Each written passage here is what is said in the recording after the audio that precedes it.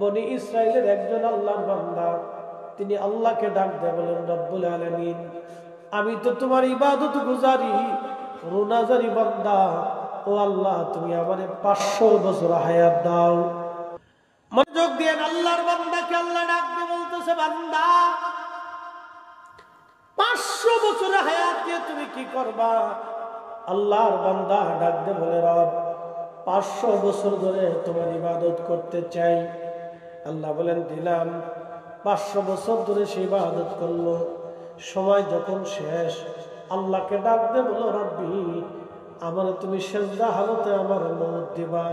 আমি যখন সেজদার মধ্যে থাকবো তোমার প্রশংসা করতে থাকবো, সুবহানা রাব্বিয়াল আলা, সুবহানা রাব্বিয়াল আলা। আমি ওই অবস্থায় আমার জান কবজ যেন হয়ে যায়, যাতে আমি সেজদা হালতে তোমার দরবারে। আল্লাহ বলেন, বান্দা কেন তুমি হালতে মরতে চাও? বলে, আল্লাহ তোমার সেজদা দিয়ে মরতে চাই। আল্লাহ বলেন, তাও রাজি। এরপরে বান্দা বলে, রাব্বি, সেজদা অবস্থায় যেন আমার কবর হয়। আল্লাহ বলেন, তাও রাজি। বলে, আর কি চাও? বলে, রাব্বি, মেহশরের কঠিন মাঠে আমি যেন সেজদা হালতে তোমার দরবারে উত্থিত হই।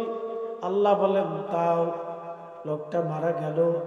মারা যাওয়ার পরে আমার আল্লাহ রাব্বুল আলামিন তারে ডাক দিলেন, বান্দা শো, আমি আমার রহমতের কারণে তোমার জীবনের সব গুনাহ মাফ করে দিলাম।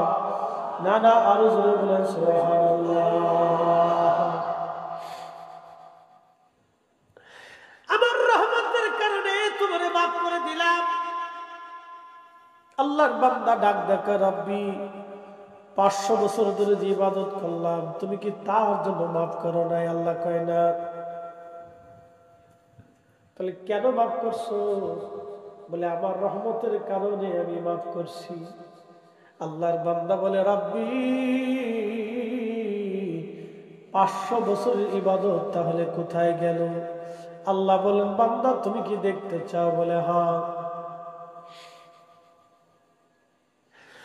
আল্লাহ বলেন, ফেরেশতারা তাকে জাহান্নামের কাছে নিয়ে যাও, তাকে জাহান্নামের কাছে নিয়ে যাও, জাহান্নামের কাছ থেকে তারে ঘোরায় নিয়ে আসো। আল্লাহর বান্দাকে জাহান্নামের কাছে নিয়ে যাওয়া হলো। জাহান্নামের কাছে যখন নিয়ে যাওয়া হলো, জাহান্নামের গর্জন আর তর্জন দেখে, জাহান্নামের উত্তাপে বান্দার কলিজা একেবারে শুকায় গেল। বড় কঠিন। জাহান্নামের কাছ থেকে যখন তারে ঘুরে আনতে যায়, বড় কঠিন। তারপরে তৃষ্ণা লেগে গেল, কলিজা চৌচির হয়ে গেল। কিন্তু ওই জগতে তো আর কোনো পানি নাই আল্লাহর দেওয়া পানি ছাড়া। এই কঠিন তৃষ্ণা, বড় তৃষ্ণা, কলিজার সাথে ফেটে যায় পানির তৃষ্ণায়। আপনারা জানবেন, আল্লাহর নবীর দৌহিত্র ইমামে মাকাম হুসাইন রাদিয়াল্লাহু আনহু কারবালার ময়দানে একাধারে 3 দিন সন্তানাদি সহ কারবালায় পানির তৃষ্ণায় কেঁদেছিলেন। যদি কোনোদিন আরবে যান, প্রচন্ড লু হাওয়া, কলিজা পর্যন্ত শুকায় যায় পানি না পেলে। আরবের সফরগুলি বড় ভয়াবহ হয়। পানির এতই তৃষ্ণা লাগে, সারাদিন পানি খেয়ে জীবন চলে যায়, এমন তৃষ্ণা হয় পানি। আওলাদে রাসূল সাইয়্যিদুনা হুসাইন রাদিয়াল্লাহু আনহু কারবালার ময়দানে পানির তৃষ্ণায় তিনি একবারে পেরেশান। আহা, একেবারে 3 দিন পর্যন্ত পানি দেওয়া হয় নাই, একেবারে 3 দিন পর্যন্ত পানি হয় নাই তার। খুব মনোযোগ দিবেন। ওই রাস্তা দিয়ে একদিন হযরত আলী রাদিয়াল্লাহু আনহু যাচ্ছেন। যাওয়ার সময় তিনি তেনার ঘোড়ার উপর থেকে নিচে নামলেন। নামার পরে হুসাইন রাদিয়াল্লাহু আনহু যে এখানে শহীদ হয়েছিলেন, তিনি ওইখানে গেলেন। ওইখানে এক ধরনের গাছ ছিল, গাছের নাম হামজাল। এই হামজাল গাছের পাশে তিনি দাঁড়াইয়া 2 রাকাত নামাজ পড়ে আল্লাহর দরবারে হাত তুলে তুলে তিনি কান্না করতেছিলেন। সাহাবীরা বললেন, ইয়া আমিরাল মুমিনিন, কি জন্য আপনি হানজালের পাশে দাঁড়ায় দাঁড়ায় আপনি চোখের পানি ফেলে ফেলে হাত তুলে কাঁদেন? হযরত আলী বললেন, দুনিয়ার মানুষে, আমি আবার মাসুদ নবীর জবান থেকে শুনেছি এই গাছের পাশে কারবালার ময়দানে আমার হুসাইনকে নির্মমভাবে এই উম্মতের মানুষেরা শহীদ করে দিবে। এবার সাহাবীরা, আমার রাসূলের সাহাবীরা, যদি কোনদিন তোমরা ওই দিন বেঁচে থাকো আর আমার হোসেনকে যদি তোমরা পাও, এই কারবালায় যদি তোমরা আসো, আমার হোসেনকে তোমরা সাহায্য করবা, আমার হুসাইনের পক্ষে তোমরা তলোয়ার ধরবা। সাবধান আমার সাথীরা, তোমরা শুনে রাখো, আসমানের নিচে জমিনের উপরে সাহাবায়ে কেরামের শাহাদাতের পরে এই জমিনের সর্বশ্রেষ্ঠ শহীদ হলো কারবালার শহীদ। কারবালার মাঠে শহীদ হবে সাহাবায়ে কেরামের পরে সবচেয়ে দামি শহীদ। আল্লাহ আওলাদ রাসূল ইমাম হুসাইন 3 দিন পানি পরিবারে দেওয়া হয় নাই। ফরাত নদী বন্ধ করে দেওয়া হলো। পানির যত কষ্ট, যদি পানি না থাকে তাহলে বুঝবেন। আফ্রিকার মরুভূমি আছে সাহারা, বাংলাদেশের 30টা দেশের সমান হবে একটা মরুভূমি। একবার সুবহানাল্লাহ বলা যাবে কিনা? বাংলাদেশের 30টা দেশের সমান হবে একটা মরুভূমি। তাহলে চিন্তা করেন সে মরুভূমিটা কত বিরাট হবে। আহা, সেই মরুভূমির আশেপাশের যে দেশগুলি আছে, এই দেশের মানুষেরা জানে পানির কত দাম, পানির কত মূল্য তারা বুঝে। হযরত আওলাদ রাসূল হুসাইন রাদিয়াল্লাহু আনহু 3 দিন পরিবারে কোনো পানি নাই। পানির বিরাট বড় অভাব, পানির বিরাট বড় অভাব, কঠিন অভাব পানি। আল্লাহ, পরিবারের মধ্যে কোনো পানি নাই। হযরত ইমাম হুসাইন রাদিয়াল্লাহু আনহু স্ত্রী ছিলেন শাহরবানু। আহা, ছোট্ট বাচ্চাকে কোলে করে নিয়ে আসছে স্বামীরে, স্বামী আমার, আপনি ছোট্ট বাচ্চাটাকে কোলে করে নিয়ে যান, সদুষ্টদের সামনে নিয়ে চলে যান।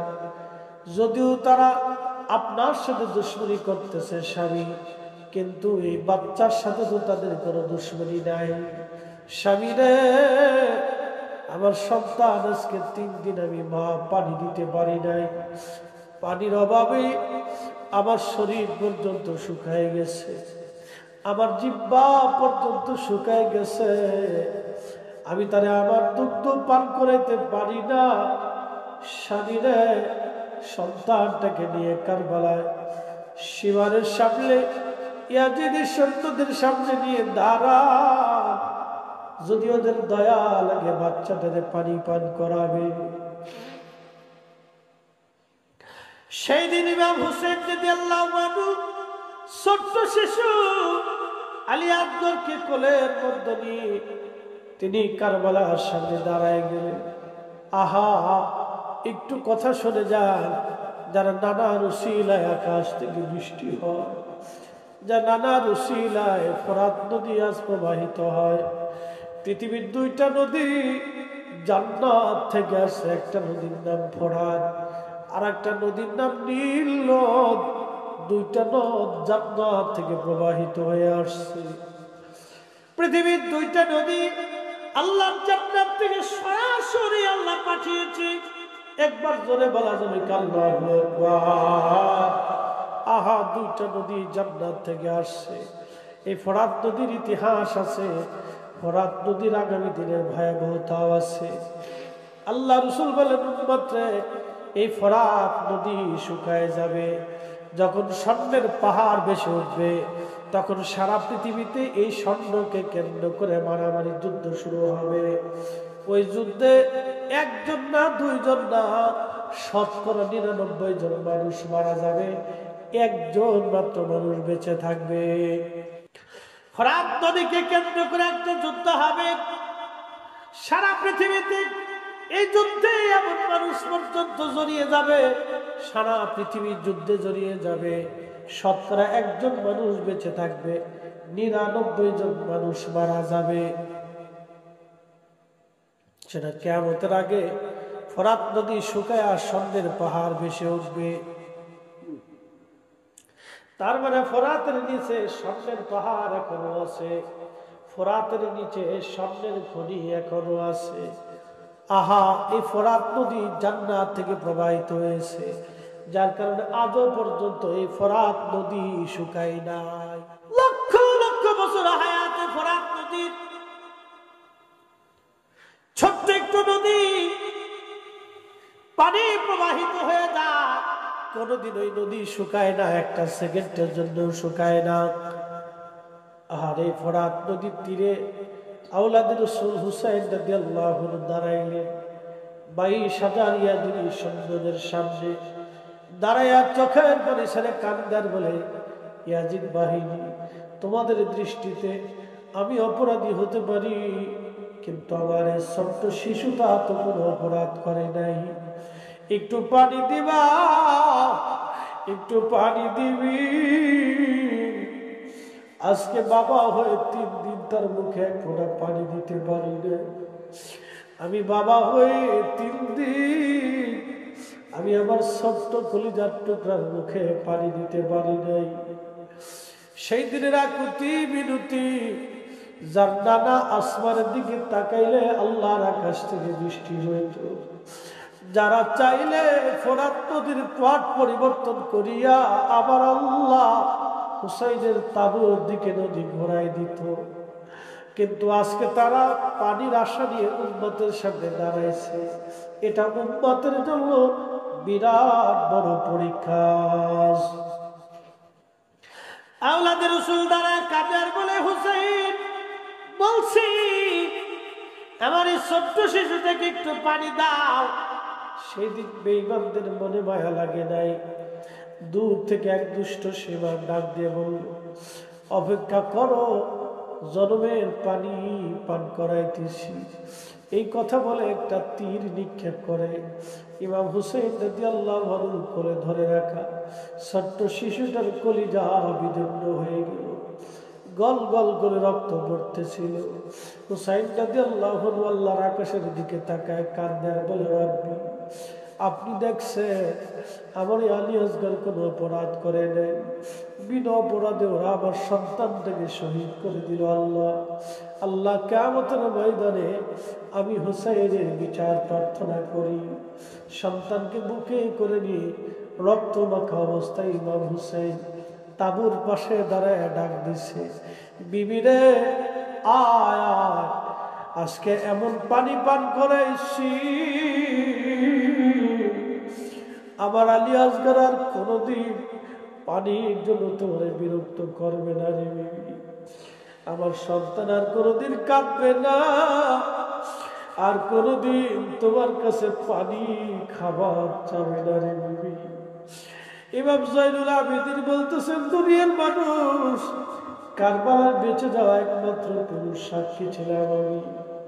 আমার আব্বা জানু, আমার আব্বা জানের কাছে আমার ছোট ভাই আলী আসগরকে কোলে তুলে ধরে দিয়ে দিলেন।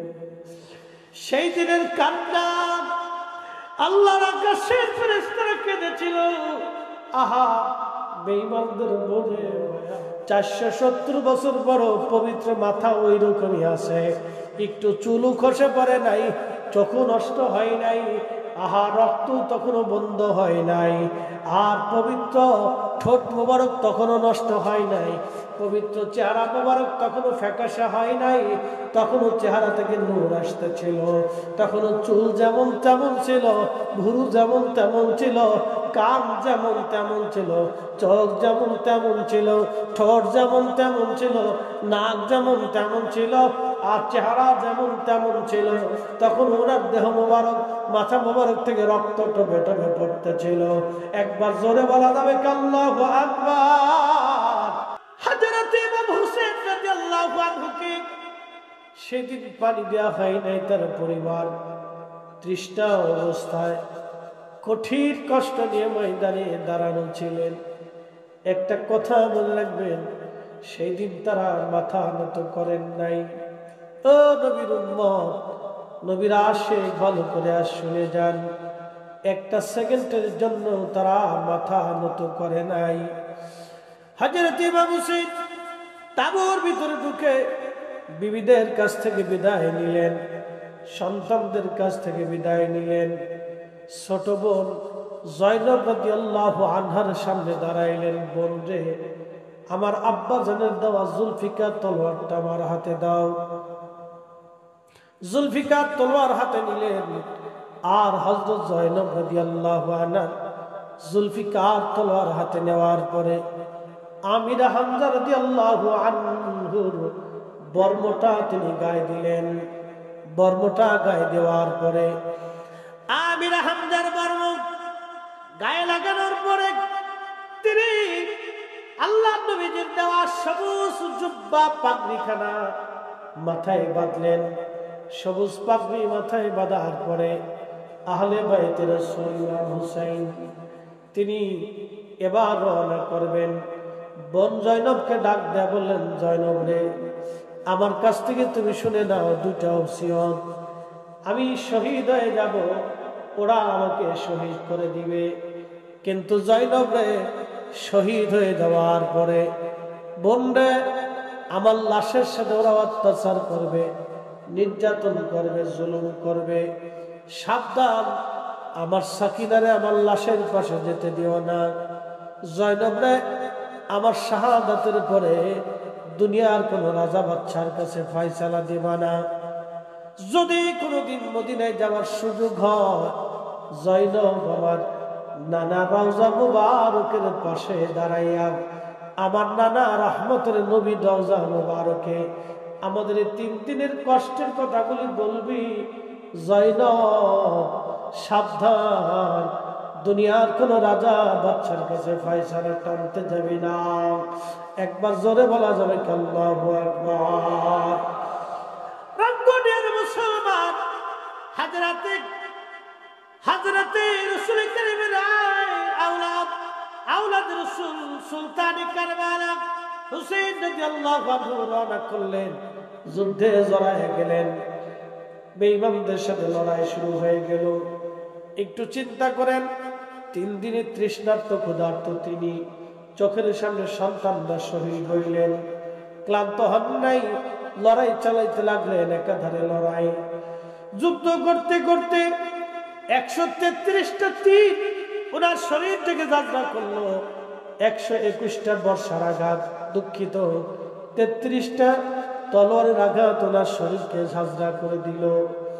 21টা বর্ষার আঘাত উনার শরীরটাকে বিদ্ধ করলো। উনি পড়ে গেলেন। পড়ে যাওয়ার পরে গলার মধ্যে সীমা বসে, গলার মধ্যে তলোয়ার চেপে ধরছে।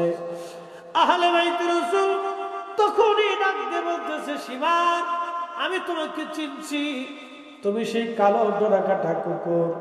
আমার নানা 50 বছর আগে বলেছিলেন, হুসাইন, আমি স্বপ্ন দেখেছি একটা কালো ডোরাকাটা কুকুর তোমার রক্তের মধ্যে মুখ লাগাইছে। সীমা ছিল সেতী রোগী, তার শরীরে বিভিন্ন জায়গা ছিল সাদা সাদা, কালা কালা, সেতী রোগী ছিলেন। এই জন্য আল্লাহর নবী তাহলে কালো ডোরাকাটা কুকুরের সাথে তুলনা দিয়েছেন। সীমার রে, তুই সেই কালো ডোরাকাটা কুকুর আমাকে শহীদ করে দিবি আমি জানি, কিন্তু একটু সময় দিবি, মাত্র 2 রাকাত নামাজ আমি আদায় করে নেব। একবার জোরে বলা যাবে কি আল্লাহু আকবার। আমরা তারই নানার উম্মত, নামাজে আমাদের বিরাট বড় অনীহা। আল্লাহর কোরআন বলতেছে, ইয়া আইয়ুহাল্লাযীনা আমানুস্তাঈনু বিস-সাবরি ওয়াস-সালাত। আল্লাহ বলেন, হে ইমানদার, তুমি আমি আল্লাহর সাহায্য দাও। 2 পদ্ধতিতে তোমরা আমার সাহায্য নিবা।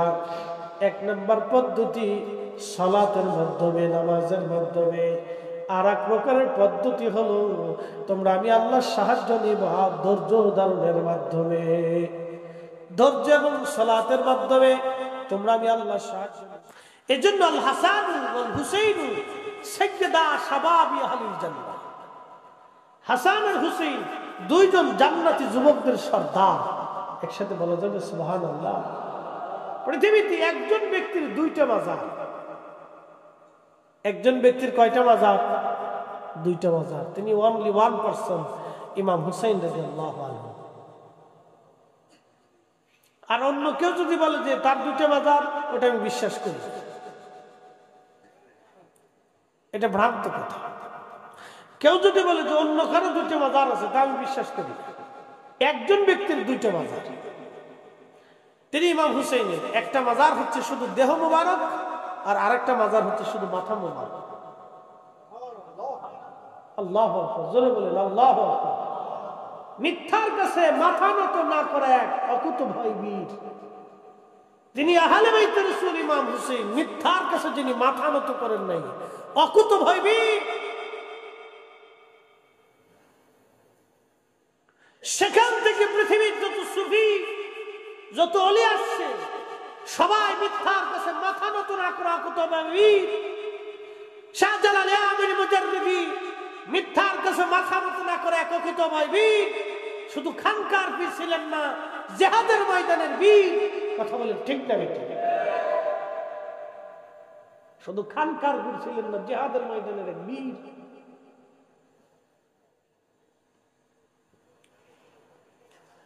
এ মুসলমান, খুব মনোযোগ দিয়ে, কষ্ট হচ্ছে আপনাদের। আওলাদে রাসূল ইমাম হুসাইনের দুইটি মাজার। একটা মাজার হচ্ছে দেহ মোবারক কারবালার ময়দানে, এই মাজারের কথা বলি। তারপরে মাথা মোবারকের কথা বলবো। ওনার পবিত্র দেহ থেকে মাথা কেটে ফেলে দেওয়া হলো, মাথা মোবারক আলাদা করা ফেলে দেওয়া হলো। বুঝতে পারতেছেন কত নির্মমতা, কত ভয়াবহতা। সেই দিন কেউ করে নাই, হিন্দু করে নাই, বৌদ্ধ করে নাই, খ্রিস্টান করে নাই, ইহুদিরা করে নাই, শিখেরা করে নাই, অন্য কোন ধর্ম জাতির লোকেরা করে নাই। সেই খণ্ড বিখণ্ড দেহ যারা করেছিল তারা মুসলমান নামধারী। এই মুনাফিকের গোষ্ঠী ইসলামের এত পরিমাণে অপরণীয় ক্ষতি করেছে যা বলার বোধবাহীর মতো। ইসলাম ও মুসলমানের এত পরিমাণে ক্ষতি তারা করেছে যা আপনি হিসাব কষে কোনোদিন টের করতে পারবেন না, যা অন্য অন্য ধর্মের লোকেরাও পারে নাই, যেটা নামধারী মুসলমানরাই ক্ষতিটা করে দিয়েছে। যদি উপমহাদেশের সুফি সাধক আল্লাহর ওলিরা না আসতেন, তাহলে আমরা দিন পাইতাম না, ইসলাম পাইতাম না। আজকে সেই ওলিরা হইছে বেদাতি, আজকে তারাই হইছে মাজার পূজারি, তারাই হইছে শিরকি। তারা আজকে বেদাতি বেদাতি হয়ে গেছে। একবার জোরে বলা যাবে কি নাউজুবিল্লাহ। আজকে এত বছর পরে এই ট্যাগ আমাদের ঘাড়ে আসতেছে। হাজির, ইমাম হুসেন রাদিয়াল্লাহু আনহুর পবিত্র দেহ মুবারক ওরা নিয়ে কারবালার ময়দানে মাটি খনন করে দাফন করলো। তারা দাফন করার পরে তারা ওই এলাকার যত ইয়াজিদি সৈন্য ছিল সবাই মিলে ফোরাত থেকে পানি আনলো। পানি এনে পানি দিয়ে পুরা কারবালার মাঠ সয়লাব করে দিল পানি দিয়ে। বলে কারণ কি? পানি মেরে মেরে তারা পোড়া মাঠ সমান করে দিল। ইমাম হুসাইনের পবিত্র মাজার কোন জায়গা আছে যাতে কেউ টের করতে না পারে, সেই জন্য পানি দিয়ে পোড়া মাঠ সমান করে দিয়ে দেওয়া হলো। আহা, কত বড় নির্মমতা, কত বড় পৈশাচিকতা তাদের সাথে জুলুম করা হয়েছিল। কত কঠিন জুলুম সেদিন তাদের সাথে করা হলো। পানি দিয়ে কারা সারা কারবালার মাঠ ভরে দেওয়া হলো। হুসাইন রাদিয়াল্লাহু আনহুর পবিত্র মাজার যাতে কেউ কোনোদিন খুঁজে না পায়, ওরা পানি মেরে সারা কারবালার মাঠ সমান করে দিয়ে চলে গেল। চলে যাওয়ার পরে একজন বেদুইন তিনি মরুভূমি থেকে সংবাদ পাইলেন কয়েকদিন পরে হুসাইন নাই, কারবালায় হুসাইন শহীদ হয়ে গেছে। এই কথা শুনিয়া বেদুইন সুদূর মরুভূমি থেকে রওনা হয়ে গেছে। ভালো যে যারে ভালোবাসে তার কথা শুনলে সে আর ধৈর্য ধরতে পারে না। সন্তান বিদেশ থেকে আসবে, বাবা মা অপেক্ষায় প্রহর গুনে সন্তান কখন আসবে। বাবা বিদেশ থেকে আসবে, ছেলেটা বারবার ঘরের ভিতরে পায়চারা করে, বাড়ির সামনে দিয়ে পায়চারা করে আব্বু কখন আসবে। মাকে বারবার যায় বলে মা আব্বা কখন আসবে, কখন আসবে, কখন আসবে। ছেলেটা কান্না করতে থাকে, ছেলেটা আনন্দে আত্মহারা হইয়া সারা বাড়ি ঘুরে দৌড়ে বেড়াইতে থাকে। কারবালার এই বেদুইন আশিক রাসূল সুদূর মরুভূমি থেকে দৌড়ে আসছি কারবালায়। আসার পরে কারবালার মানুষদেরকে জিজ্ঞেস করে, কারবালাবাসীরে বলো আমার হুসাইনের মাজার মুবারক কোন জায়গায় আছে, সমাধি কোন জায়গায় আছে। কারবালার মানুষ বলতেছে, শোনো গো বেদুইন, তিনার মাজার কোন জায়গা আছে বলতে পারবো না। কারণ হলো তাকে সমাহিত কইরা ওরা পানি দিয়ে একবারে সারা কারবালার মাঠ সমান করে দিয়ে গেছে।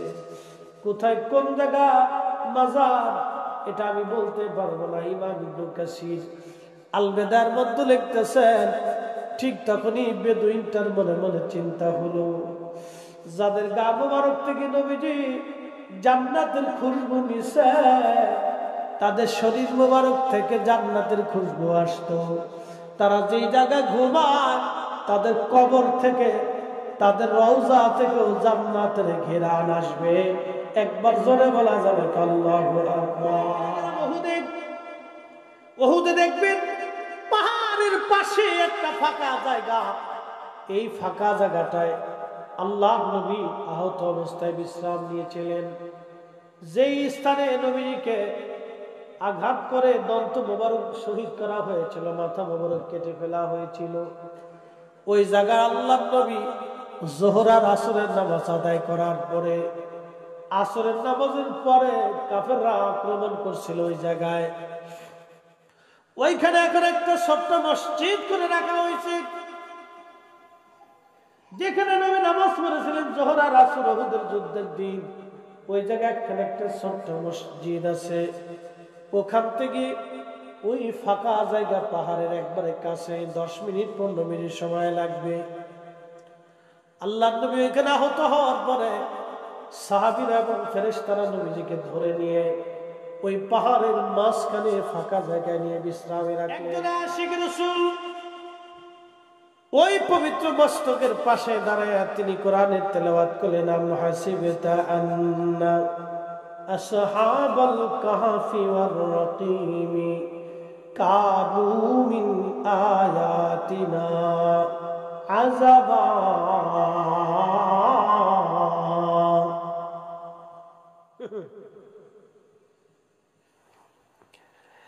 সেই দিন হুসাইন রাদিয়াল্লাহু আনহুর পবিত্র মস্তকের জবান খুলে গেল।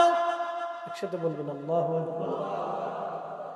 জবান থেকে আওয়াজ আসে, আযাবু আযাবু আসহাবাল কাহফি কাতলি ওয়া হামলি। কতই আশ্চর্য, সাহাবে কাহফ থেকে আমাকে হত্যা করা এবং আমাকে বহন করা, অপমান করা। হুসাইনের পবিত্র জবান থেকে আওয়াজ আসে, আযাবু আসহাবাল কাহফি কাতলি ওয়া হামলি। আমাকে হত্যা করা, আমাকে এইভাবে অপমান করা। আসহাবে কাহফ থেকে কতই না আশ্চর্য।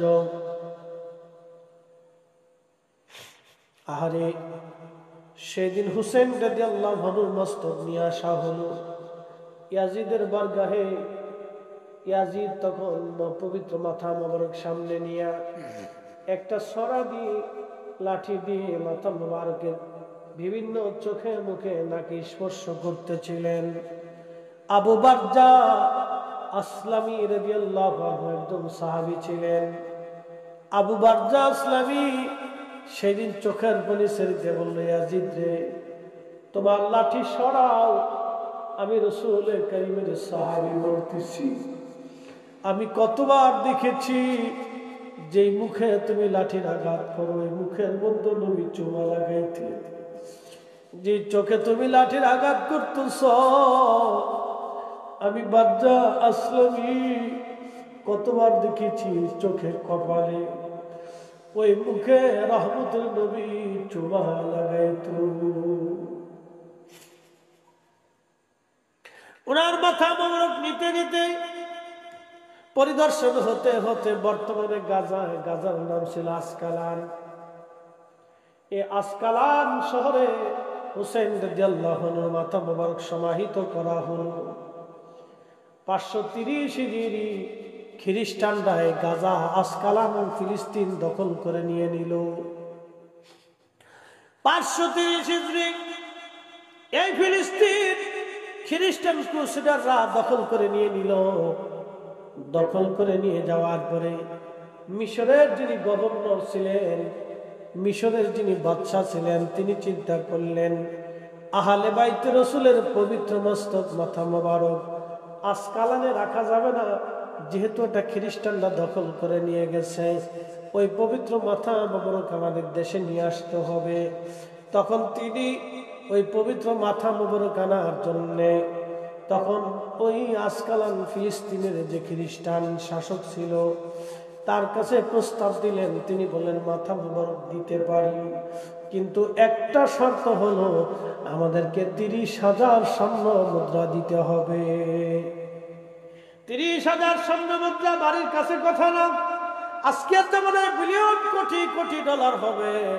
আহা, সেই দিন তিনি রাজি হয়ে গেলেন, বলে টাকা নাও, কিন্তু হুসাইনের পবিত্র মাথা মোবারক আমাকে দিয়ে দাও। মিশরের গভর্নর উলামায়ে কেরাম নিয়ে, আলেম উলামা নিয়ে, আর সেই দিন মুসলমানদেরকে নিয়ে, সেনাবাহিনী নিয়ে উনি খালি পায়ে আহলে বাইত রাসূল, আওলাদে রাসূল, সুলতানে কারবালা ইমাম হুসাইন রাদিয়াল্লাহু আনহুর পবিত্র মাজার মোবারকের পাশে যাইয়া মাটি খনন করে যখন ওনার পবিত্র মস্তক মোবারক উঠাইলেন, 530 অর্থাৎ 470 বছর পর ইমাম হুসাইনকে যেইভাবে সমাহিত করা হয়েছিল, 470 বছর পর পবিত্র মাথা ওই রকমই আছে, একটু চুলও খসে পড়ে নাই, চোখও নষ্ট হয় নাই, আহা রক্ত তখনও বন্ধ হয় নাই, আর পবিত্র ঠোঁট মোবারক তখনও নষ্ট হয় নাই, পবিত্র চেহারা মোবারক তখনও ফ্যাকাশে হয় নাই, তখনও চেহারা থেকে নূর আসতেছিল, তখনও চুল যেমন তেমন ছিল, ভুরু যেমন তেমন ছিল, কান যেমন তেমন ছিল, চোখ যেমন তেমন ছিল, ঠোঁট যেমন তেমন ছিল, নাক যেমন তেমন ছিল, আর চেহারা যেমন তেমন ছিল। তখন ওনার দেহ মোবারক, মাথা মোবারক থেকে রক্ত টপে টপে পড়তেছিল। একবার জোরে বলা যাবে আল্লাহু আকবার? হয় না, হয় না, আরো জোরে বলেন ইয়া রাসূলুল্লাহ। আওলাদের রাসূল যদি এইভাবে থাকে তাহলে বলেন আমাদের নবী আছে না?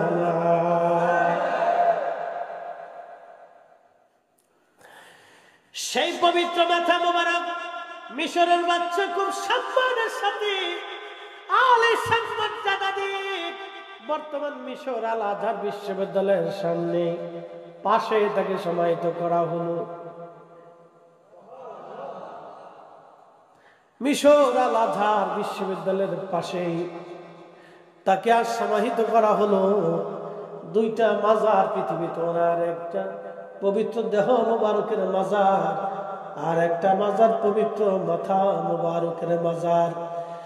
2 জায়গায় কোটি কোটি মুসলমান জিয়ারতে যায়।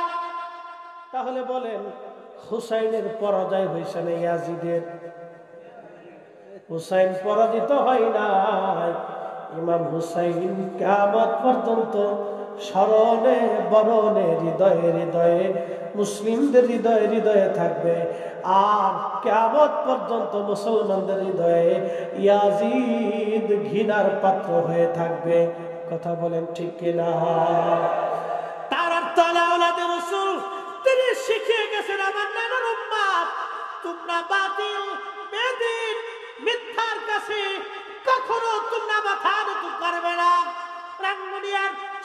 মুসলমান, আজকে আমরা বুঝে যাবো এখান থেকে আমরাও কোনদিন আহলে সুন্নাতুল জামাতের ব্যানারে আমরা কোনদিন মিথ্যার কাছে মাথা নত করব না।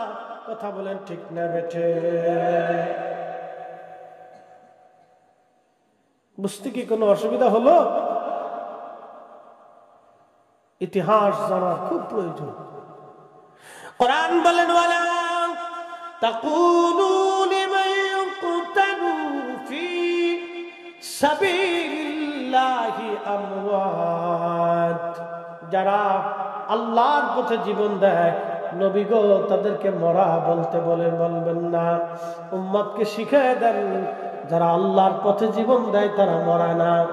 বাল আহইয়াউন ইনদা রাব্বিহিম বাল আহইয়াউন ওয়ালাকিন লা তাশউরুন, বরং তারা জিন্দা জিন্দা জিন্দা, তোমরা সেটা অনুধাবন করো না, বুঝতে পারো না।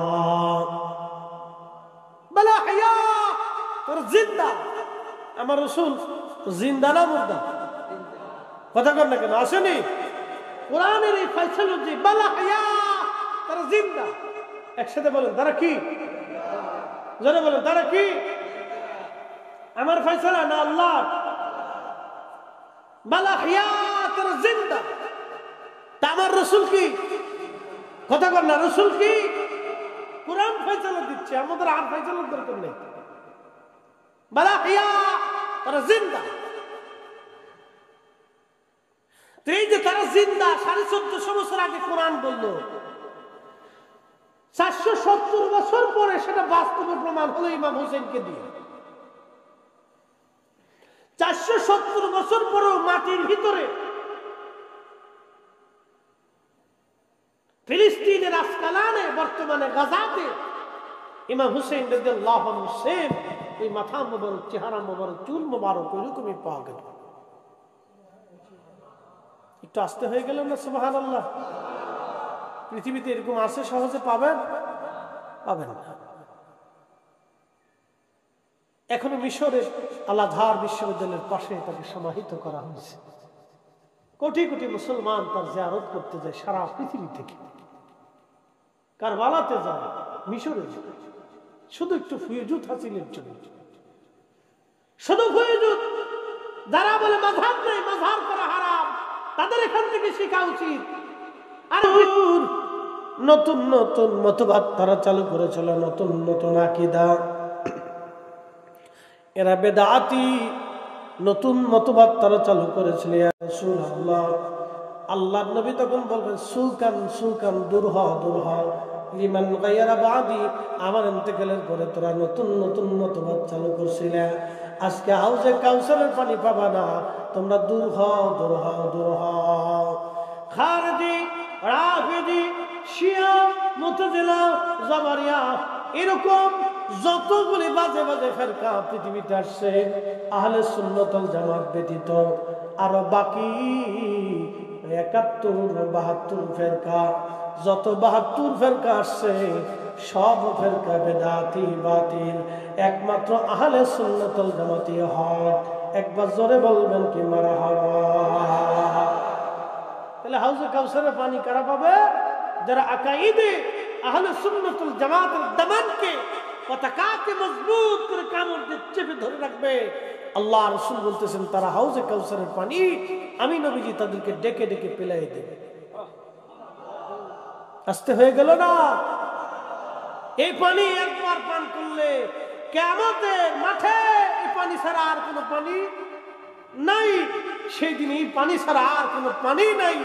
আল্লাহ নবী বলতেছেন এক পেয়ালা পানি পান করলে বেহেশতে যাওয়ার আগ পর্যন্ত পানির কথার মনেই থাকবে না। পানির কোন কথা মনেই থাকবে না। হাউজে কাউসার তো ফেরেশতা পানি পেয়ালা নিয়ে দাঁড়াবে, বলে পানি দাও, বলে পানি দিতে পারি, বিনিময় দিতে হবে। বলে বিনিময় কোথায় পাবো? বলে বিনিময় ছাড়া আমি পানি কিভাবে দেব? বলতেছে আমার কাছে তো কোনো বিনিময় নাই, আমি তো একবার অর্থ শূন্য, আল্লাহর দরবারে চলে আসছি, বলে তোমার যে 500 বছরের আমল আছে, নেকি আছে, ওটা দিয়ে দাও। কত বছরের নেকি? 500 বছরের নেকি আছে, ওই নেকি তুমি আমারে দিয়ে দাও। তখন ওই আল্লাহর বান্দা ডাক দিবে, আল্লাহর বান্দারে 500 বছরের নেকি তোমারে দিলাম, পানির পেয়ালা তুমি আমারে দিয়ে দাও। পানির পেয়ালা নিয়ে আল্লাহর বান্দা পানি পান করে কলিজা ঠান্ডা করবে। তখনই আল্লাহ ডাক দিবে, বান্দা, কিরে বান্দা, এক পেয়ালা পানির বিনিময়ে 500 বছরের নেকি তুমি বিক্রি করে দিলাম। আমি যে বলছিলাম আমার রহমতের কারণে তোমার মাফ করছি, তুমি এক পেয়ালা পানির জন্য 500 বছরের নেকি বিক্রি করে দিলা। বান্দা, আজকে দুনিয়াতে তোমার 500 বছর ধরে কত ফল খাওয়াইলাম, খাবার খাওয়াইলাম, রিজিক খাওয়াইলাম, সূর্যের আলো দিলাম, পৃথিবীর আলো দিলাম, চাঁদের আলো দিলাম, আবহাওয়া দিলাম, গরম দিলাম, ঠান্ডা দিলাম, পানি দিলাম, মাছ খাওয়াইলাম, ফল খাওয়াইলাম, রিজিক খাওয়াইলাম। বান্দারি, 500 বছর ধরে তোমার যত রিজিক খাওয়াইছি, কোন রিজিকের হিসাব আজকে নিব না। তুমি 500 বছর ধরে আমি তোমার পানি পান করাইলাম, আজকে দুনিয়ায় এক পেয়ালা পানির হিসাব দিয়ে আজকে জান্নাতে চলে যাও। এক পেয়ালা পানির হিসাব দাও। তোমারে কত পানি খাওয়াইছি 500 বছরের, এত বছরের হিসাব লাগবে না, শুধু এক পেয়ালা পানির হিসাব দিয়ে তুমি জান্নাতে চলে যাও। বান্দা সিজদায় পড়ে তখন কাঁদতেছিল, ইয়া রাব্বি, আপনি আমারে মাফ করে দেন, বুঝছি আমল নেকি দিয়ে জান্নাতে যাওয়ার কোনো রাস্তা নাই, আল্লাহ আপনার রহমত ছাড়া সম্ভব না। মালিক, আপনার রহমতের কারণে আল্লাহ আপনি আমারে মাফ করে দিয়েছেন। আমরাও চাই আল্লাহ তার পেয়ারা নবী রহমতের নবীর খাতিরে আল্লাহ আমরাও যেন মাফ করে দেয়। তাহলে আজকের মিলাদুন নবীর মাহফিল ওই রহমতের নবীর কারণে সাজানো হয়েছে। কি কথা কম না কেন, ঠিক কিনা?